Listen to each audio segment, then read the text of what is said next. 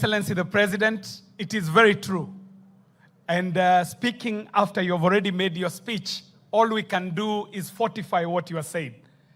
And I would like to tell this audience here that you have proven to us that you are actually a product of the drama festival. But more importantly, you have told us that you have been an adjudicator.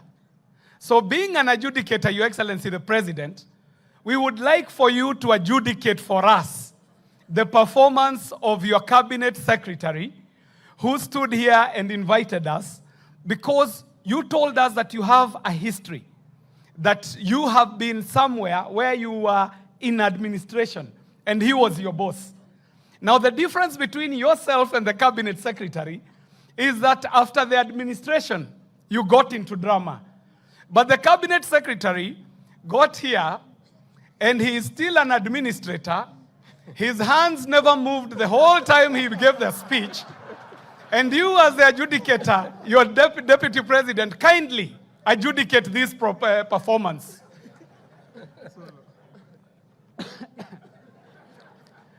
Your Excellency, the President, I stand here as the Minister and the CS of Education.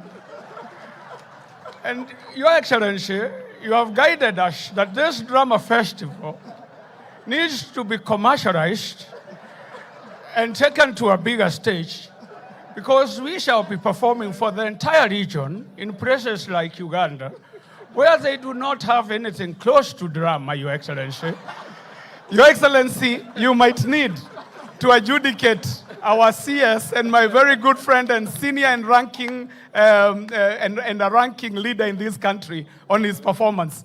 But Your Excellency, as I said, you distinguish yourself as a performer, and you're also performing amongst some of the greatest communicators in this country. No less than this individual who sent me, because his abode is in our constituency, and he said kwamba salamu zake zifike na sauti yake. Na kwa watu wa Embu na watu wote wa drama, pokeeni salamu za huyu mtu, mtatuambia huyu ni mtu gani.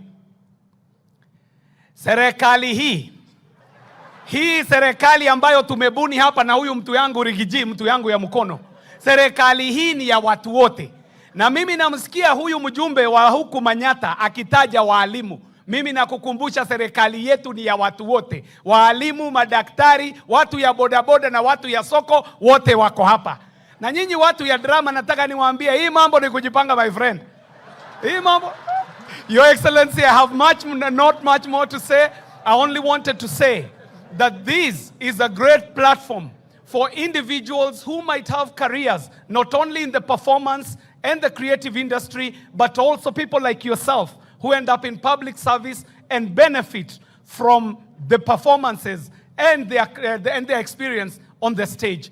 The final word I want to make, Your Excellency, is that you have challenged us, yourself and His Excellency the President, to ensure that we invest more in drama and we be more innovative in the performances.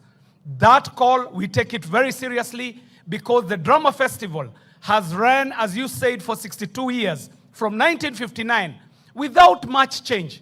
But now, we are in the fourth industrial revolution, the revolution that brings AI, robotics, the Internet of Things, cryptocurrency. We ought to prepare this festival in a way that the student can live here and go for the Tusker Project fame. Get from here and go for America Got Talent. Live here and go for Britain Got Talent. And so, when any team attempts to innovate, Your Excellency, we should not penalize or punish. We should not, as a festival, penalize or punish investment or innovation. And in fact, I am glad that you recognize that the alumni of the festival who are still here supporting the festival, because after all, it takes an entire village to bring up a child.